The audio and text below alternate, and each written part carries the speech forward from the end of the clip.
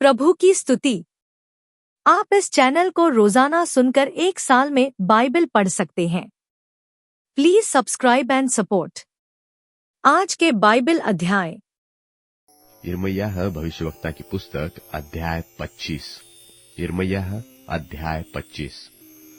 योशिय्याह के पुत्र यहूदा के राजा यहोयाकीम के राज्य के चौथे वर्ष में, जो बाबुल के राजा नबूकदनेस्सर के राज्य का पहला वर्ष था, यहोवा का जो वचन यिर्मयाह नबी के पास पहुंचा वह यह है।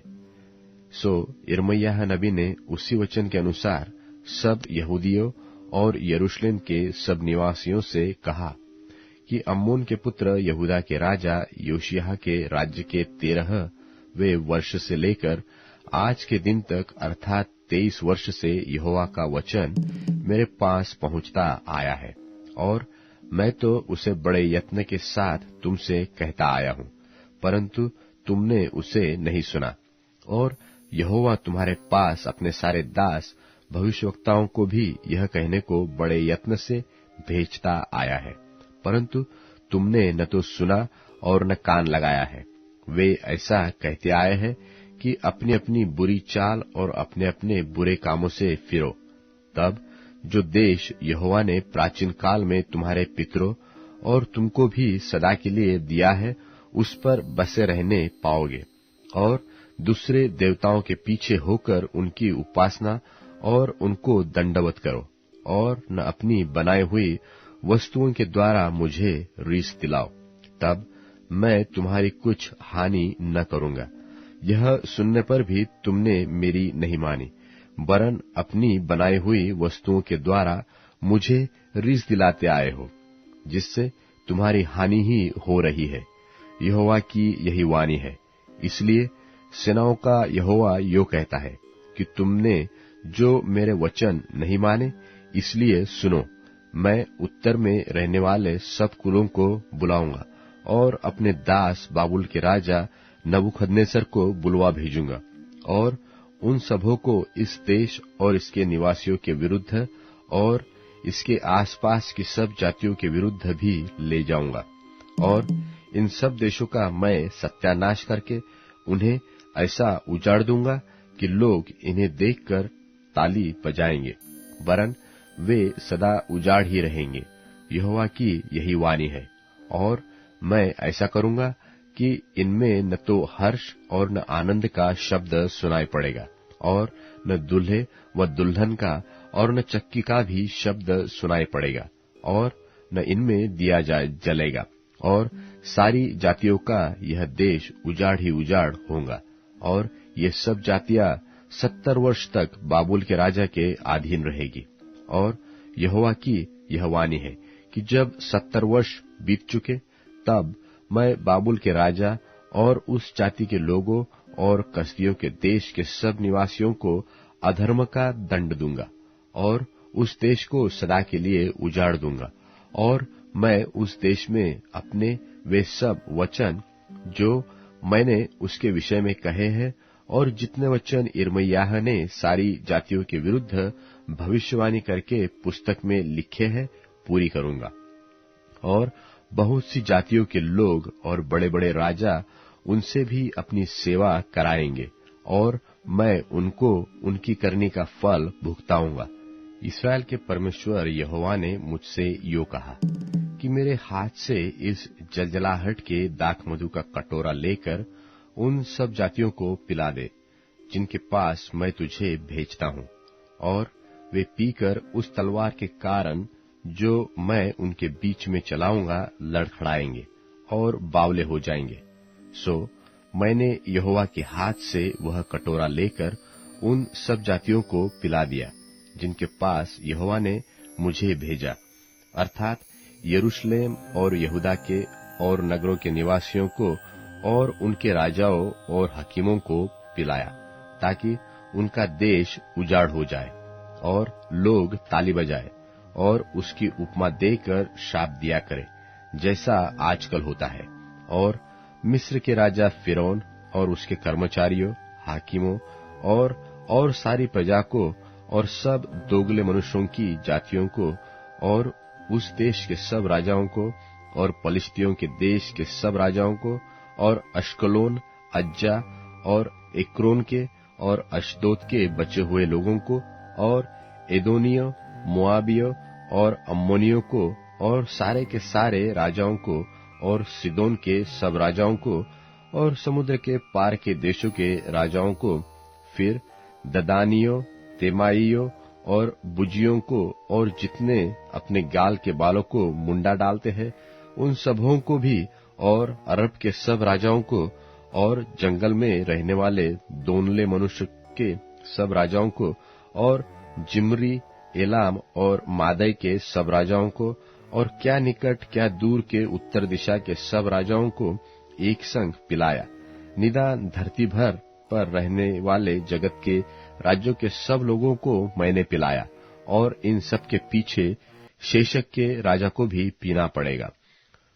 तू उनसे यह कह कि सेनाओं का यहोवा जो इस्राएल का परमेश्वर है यो कहता है कि पियो और मतवाले हो, और छांट करो और गिर पड़ो, और फिर कभी न उठो। यह उस तलवार के कारण से होगा जो मैं तुम्हारे बीच में चलाऊंगा। और यदि वे तेरे हाथ से यह कटोरा लेकर पीने से इनकार करे, तो उनसे कहना, सेनाओं का यहोवा यो कहता है कि तुमको निश्चय पीना पड़ेगा। देखो, जो नगर मेरा कहलाता है, मैं पहले उसी में विपत्ति डालने लगूंगा। फिर क्या तुम लोग निर्दोष ठहर के बचोगे? तुम तो निर्दोष ठहर के न बचोगे, क्योंकि मैं पृथ्वी के सब रहने वालों पर तलवार चलाने पर हूँ। सेनाओं के यहोवा की यह वाणी है। इतनी बातें भविष्यवाणी की रीति पर उनसे कहकर यह भी कहना कि यहोवा ऊपर से गरजेगा, और अपने उसी पवित्र धाम में से अपना शब्द सुनाएगा। वह अपनी चराई के स्थान के विरुद्ध जोर से गरजेगा। वह पृथ्वी के सारे निवासियों के विरुद्ध भी दाख लताड़ने वालों की नाई ललकारे। पृथ्वी की छोर से भी कोलाहल होगा, क्योंकि सब जातियों से यहोवा का मुकदमा है। सब मनुष्यों से वह वाद विवाद करेगा, और दुष्टों को तलवार के वश में कर देगा। सेनाओं का यहोवा यो कहता है कि देखो, विपत्ति एक जाति से दूसरी जाति में फैलेगी, और बड़ी आंधी पृथ्वी की छोर से उठेगी। उस समय यहोवा के मारे हुओं की लोथें पृथ्वी की एक छोर से दूसरी छोर तक पड़ी रहेगी। उनके लिए कोई रोने पीटने वाला न होगा, और न उनकी लोथों को बटोर जाएगा, और न कब्रों में रखी जाएगी। वे भूमि के ऊपर खाद की नाई पड़ी रहेगी। हे चरवाहो, हाय हाय करो और चिल्लाओ। हे बलवंत मेढ़ो और बकरो, राख में लौटो, क्योंकि तुम्हारे वध होने के दिन आ पहुंचे हैं, और मैं मनभाऊ बर्तन की नाई तुम्हारा सत्यानाश करूंगा। उस समय न तो चरवाहों के भागने के लिए कोई स्थान रहेगा, और न बलवंत मेंढे और बकरे भागने पाएंगे। चरवाहों की चिल्लाहट और बलवंत मेंढों और बकरों के मिमियाने का शब्द सुनाई पड़ता है, क्योंकि यहोवा उनकी चराई को नाश करेगा, और यहोवा के क्रोध भड़कने के कारण शांति के स्थान नष्ट हो जाएंगे। युवा सिंह की नाई वह अपने मांद को छोड़कर निकलता है, क्योंकि अंधेर करनेहारी तलवार और उसके भड़के हुए प्रकोप के कारण उनका देश उजाड़ हो गया है। यिर्मयाह भविष्यवक्ता की पुस्तक अध्याय 26। यिर्मयाह भविष्यवक्ता की पुस्तक अध्याय 26। योशिय्याह के पुत्र यहूदा के राजा यहोयाकीम के राज्य के आरंभ में यहोवा की ओर से यह वचन पहुंचा कि यहोवा यो कहता है कि यहोवा के भवन के आंगन में खड़ा होकर यहूदा के सब नगरों के लोगों के सामने जो यहोवा के भवन में दंडवत करने को आए हैं, ये वचन कह दे कि जिनके विषय उनसे कहने की आज्ञा मैं तुझे देता हूं, उनमें से कोई वचन मत रख छोड़। संभव है कि वे सुनकर अपनी बुरी चाल से फिरे, और मैं उनकी उस हानि से जो उनके बुरे कामों के कारण करने की कल्पना करता हूं पछताऊंगा। इसलिए तू उनसे कह, यहोवा यो कहता है कि यदि तुम मेरी सुनकर मेरी व्यवस्था के अनुसार जो मैंने तुमको सुना दी है न चलो और मेरे दास भविष्यवक्ताओं के वचनों पर कान लगाओगे, जिन्हें मैं तुम्हारे पास बड़ा यत्न करके भेजता आया हूं, परंतु तुमने उनकी नहीं सुनी, तो मैं इस भवन को शीलो के समान उजाड़ कर दूंगा और इस नगर का ऐसा सत्यानाश कर दूंगा कि पृथ्वी की सारी जातियों के लोग उसकी उपमा दे देकर शाप दिया करेंगे। जब यिर्मयाह ने ये वचन यहोवा के भवन में कहे, तब याजक और भविष्यवक्ता और सब साधारण लोग सुन रहे थे। और जब यिर्मयाह सब कुछ जिसे सारी प्रजा से कहने की आज्ञा यहोवा ने दी थी कह चुका, तब याजकों और भविष्यवक्ताओं और साधारण लोगों ने यह कहकर उसको पकड़ लिया कि निश्चय तेरा प्राण दंड होगा। तूने यहोवा के नाम से क्यों यह भविष्यवाणी की कि यह भवन शीलो के समान उजाड़ हो जाएगा और यह नगर ऐसा उजड़ेगा कि उसमें कोई न रह सकेगा। इतना कहकर सब साधारण लोगों ने यहोवा के भवन में यिर्मयाह के विरुद्ध भीड़ लगाई। यह बातें सुनकर यहूदा के हाकिम राजा के भवन से यहोवा के भवन में चढ़ गए और उसके नए फाटक पर बैठ गए। तब याजकों और भविष्यवक्ताओं ने हाकिमों और सब लोगों से कहा, यह मनुष्य प्राणदंड के योग्य है, क्योंकि इसने इस नगर के विरुद्ध ऐसी भविष्यवाणी की है कि जिसे तुम भी अपने कानों से सुन चुके हो। तब यिर्मयाह ने सब हाकिमों और सब लोगों से कहा, जो वचन तुमने सुने हैं उसे यहोवा ही ने मुझे इस भवन और इस नगर के विरुद्ध भविष्यवाणी की रीति पर कहने के लिए भेज दिया है। इसलिए अब अपना चाल चलन और अपने काम सुधारो और अपने परमेश्वर यहोवा की बात मानो। तब यहोवा उस विपत्ति के विषय में जिसकी चर्चा उसने तुमसे की है पछताएगा। देखो, मैं तुम्हारे वश में हूं, जो कुछ तुम्हारी दृष्टि में भला और ठीक हो वही मेरे साथ करो। पर यह निश्चय जानो कि यदि तुम मुझे मार डालोगे तो अपने को और इस नगर को और इसके निवासियों को निर्दोष के हत्यारे बनाओगे, क्योंकि सचमुच यहोवा ने मुझे तुम्हारे पास ये सब वचन सुनाने के लिए भेजा है। हाकिमों और सब लोगों ने याजकों और नबियों से कहा, यह मनुष्य प्राणदंड के योग्य नहीं, क्योंकि उसने हमारे परमेश्वर यहोवा के नाम से हमसे कहा है। और देश के पुरनियों में से कितनों ने उठकर प्रजा की सारी मंडली से कहा, यहूदा के राजा हिजकिय्याह के दिनों में मोर सेती मिकायाह भविष्यवाणी करता था। उसने यहूदा के सारे लोगों से कहा, सेनाओं का यहोवा यो कहता है कि सिय्योन जोत कर खेत बनाया जाएगा और यरूशलेम खंडहर हो जाएगा और भवन वाला पर्वत जंगली स्थान हो जाएगा। क्या यहूदा के राजा हिजकिय्याह ने वा किसी यहूदी ने उसको कहीं मरवा डाला? क्या उस राजा ने यहोवा का भय न माना और उससे विनती न की? और तब यहोवा ने जो विपत्ति उन पर डालने के लिए कहा था उसके विषय क्या वह न पछताया? ऐसा करके हम अपने प्राणों की बड़ी हानि करेंगे। फिर शमायाह का पुत्र उरिय्याह नाम किर्यत्यारीम का एक पुरुष यहोवा के नाम से भविष्यवाणी करता था, और उसने भी इस नगर और इस देश के विरुद्ध ठीक ऐसी ही भविष्यवाणी की जैसी यिर्मयाह ने अभी की है।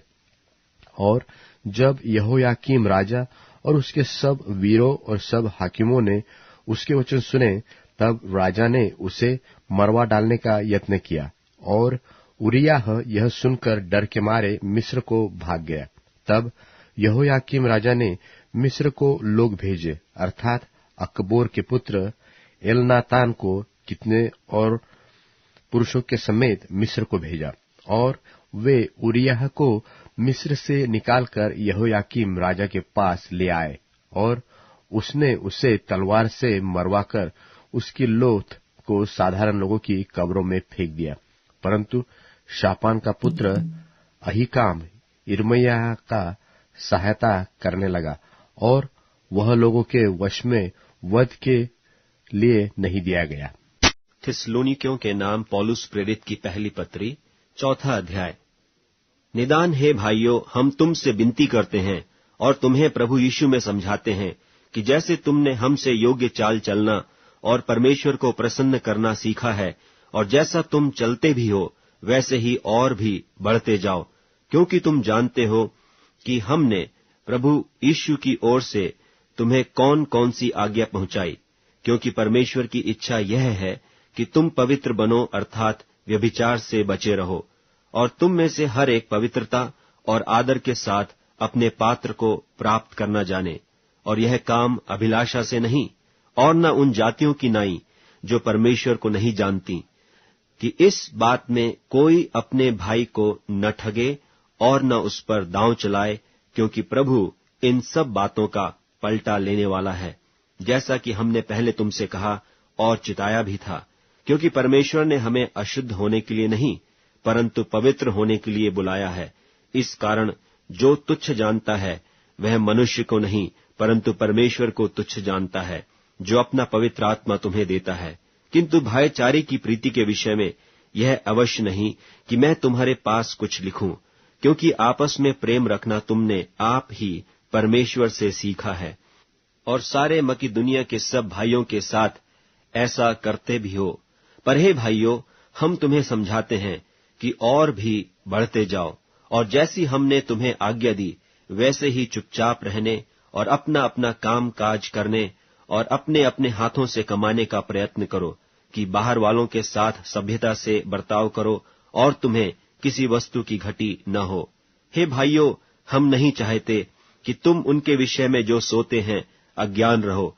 ऐसा न हो कि तुम औरों की नाई शोक करो जिन्हें आशा नहीं। क्योंकि यदि हम प्रतीति करते हैं कि यीशु मरा और जी भी उठा, तो वैसे ही परमेश्वर उन्हें भी जो यीशु में सो गए हैं उसी के साथ ले आएगा। क्योंकि हम प्रभु के वचन के अनुसार तुमसे यह कहते हैं कि हम जो जीवित हैं और प्रभु के आने तक बचे रहेंगे, तो सोए हुओं से कभी आगे न बढ़ेंगे। क्योंकि प्रभु आप ही स्वर्ग से उतरेगा। उस समय ललकार और प्रधान दूत का शब्द सुनाई देगा, और परमेश्वर की तुरही फूंकी जाएगी, और जो मसीह में मरे हैं वे पहले जी उठेंगे। तब हम जो जीवित और बचे रहेंगे उनके साथ बादलों पर उठा लिए जाएंगे, कि हवा में प्रभु से मिलें, और इस रीति से हम सदा प्रभु के साथ रहेंगे। सो इन बातों से एक दूसरे को शांति दिया करो। भजन संहिता अध्याय 105। भजन संहिता अध्याय 105। यहोवा का धन्यवाद करो, उससे प्रार्थना करो, देश देश के लोगों में उसके कामों का प्रचार करो, उसके लिए गीत गाओ, उसके लिए भजन गाओ, उसके सब आश्चर्य कर्मों पर ध्यान करो, उसके पवित्र नाम की बड़ाई करो, और यहोवा के खोजियों का हृदय आनंदित हो। यहोवा और उसकी सामर्थ्य को पूछो, उसके दर्शन के लगातार खोजी बने रहो, उसके किए हुए आश्चर्य कर्म स्मरण करो, उसके चमत्कार और निर्णय स्मरण करो। हे उसके दास इब्राहिम के वंश, हे याकूब की संतान, तुम तो उसके चुने हुए हो। वही हमारा परमेश्वर यहोवा है। पृथ्वी भर में उसके निर्णय होते हैं। वह अपनी वाचा को सदा स्मरण रखता आया है। यह वही वचन है जो उसने 1000 पीढ़ियों के लिए ठहराया है। वह वाचा उसने इब्राहिम के साथ बांधी, और उसके विषय में उसने इसहाक से शपथ खाई है, और उसी को उसने याकूब के लिए विधि करके और इस्राएल के लिए यह कहकर सदा की वाचा करके दृढ़ किया कि मैं कनान देश को तुझी को दूंगा, वह बांट में तुम्हारा निज भाग होगा। उस समय तो वे गिनती में थोड़े थे, वरन बहुत ही थोड़े, और उस देश में परदेशी थे, और वे एक जाति से दूसरी जाति में और एक राज्य से दूसरे राज्य में फिरते तो रहे, परंतु उसने किसी मनुष्य को उन पर अंधेर करने न दिया। और वह राजाओं को उनके निमित्त यह धमकी देता था कि मेरे अभिषिक्त को मत छू और न मेरे नबियों की हानि करो। फिर उसने उस देश में अकाल भेजा और अन्न के सब आधार को दूर कर दिया। उसने यूसुफ नाम एक पुरुष को उनसे पहले भेजा, जो दास होने के लिए बेचा गया था। लोगों ने उसके पैरों में बेड़ियां डालकर उसे दुख दिया। वह लोहे की सांकलों से जकड़ा गया जब तक कि उसकी बात पूरी न हुई। तब तक यहोवा का वचन उसे कसौटी पर कसता रहा। तब राजा ने दूत भेजकर उसे निकलवा लिया और देश देश के लोगों के स्वामी ने उसके बंधन खुलवाए। उसने उसको अपने भवन का प्रधान और अपनी पूरी संपत्ति का अधिकारी ठहराया कि वह उसके हाकिमों को अपनी इच्छा के अनुसार कैद करे और पुरनियों को ज्ञान सिखाए। फिर इस्राएल मिस्र में आया और याकूब हाम के देश में परदेशी रहा। तब तक उसने अपनी प्रजा को गिनती में बहुत बढ़ाया और उसके द्रोहियों से अधिक बलवंत किया।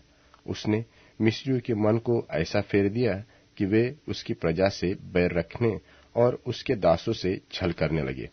उसने अपने दास मूसा को और अपने चुने हुए हारून को भेजा। उन्होंने उनके बीच उसकी ओर से भांति भांति के चिन्ह और हाम के देश में चमत्कार दिखाए। उसने अंधकार किया और अंधियारा हो गया और उन्होंने उसकी बातों को न टाला। उसने मिस्रियों के जल को लोह कर डाला और मछलियों को मार डाला। मेंढक उनकी भूमि में वरन उनके राजा की कोठरियों में भी भर गए। उसने आज्ञा दी तब डास आ गए और उनके सारे देश में कुटिया आ गई। उसने उनके लिए जलवृष्टि की संति ओले और उनके देश में धधकती आग बरसाई और उसने उनकी दाखलताओं और अंजीर के वृक्षों को वरन उनके देश के सब पेड़ों को तोड़ डाला। उसने आज्ञा दी तब अनगिनत टिड्डियां और कीड़े आए और उन्होंने उनके देश के सब अन्नादि को खा डाला और उनकी भूमि के सब फलों को चट कर गए। उसने उनके देश के सब पहिलौठों को उनके पुरुषों के सब पहले फल को नाश किया। वह अपने गोत्रियों को सोना चांदी दिलाकर निकाल लाया और उनमें से कोई निर्मल न था। उनके जाने से मिस्री आनंदित हुए क्योंकि उनका मन डर से समा गया था। उसने छाया के लिए बादल फहराया और रात को प्रकाश देने के लिए आग प्रकट की। उन्होंने मांगा तब उसने बटेरे पहुंचाए और उनको स्वर्गीय भोजन से तृप्त किया।